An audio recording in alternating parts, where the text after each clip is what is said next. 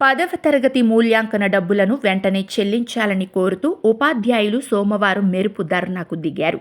మహబూబ్ నగర్ జిల్లా కేంద్రంలోని భగీరథ కాలనీలోని మహబూబ్ నగర్ హైస్కూల్లో జరుగుతున్న 10వ తరగతి ఉదయం 9 గంటలకు ఉపాధ్యాయులు గేటు ముందు నిలబడి నినాదాలు చేస్తూ నిరసనను వ్యక్తం చేశారు. పోయిన ఏడాది మూల్యాంకన డబ్బులు ఇంతవరకు ఇవ్వలేదని, మూల్యాంకనం ప్రారంభమై 3 రోజులు అవుతున్నా స్పందన కరువైందని ఉపాధ్యాయులు ఆవేదన వ్యక్తం చేశారు. పోయిన ఏడాది మూల్యాంకన తమ డబ్బులతో పాటు ఈ ఏడాది డబ్బులను స్పాట్ ముగిసిన వెంటనే చెల్లించే విధంగా చర్యలు తీసుకోవాలని విజ్ఞప్తి చేశారు. ధర్నా జరుగుతున్న సమయంలో అక్కడికి వచ్చిన ఏసీఓ కమలాకర్, డైట్ కళాశాల ప్రిన్సిపల్ మిరాజుల్లా ఖాన్లను మూల్యాంకనం డబ్బుల విషయమై ఉపాధ్యాయులు ప్రశ్నించారు.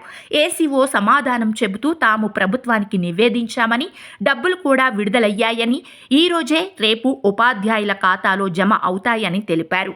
డబ్బులు జమ కాకపోతే తిరిగి రేపు ఉపాధ్యాయ సంఘాల అన్నింటినీ కలుపుకొని స్పాట్ను బహిష్కరించి నిరసనకు దిగుతామని ఉపాధ్యాయులు హెచ్చరించారు.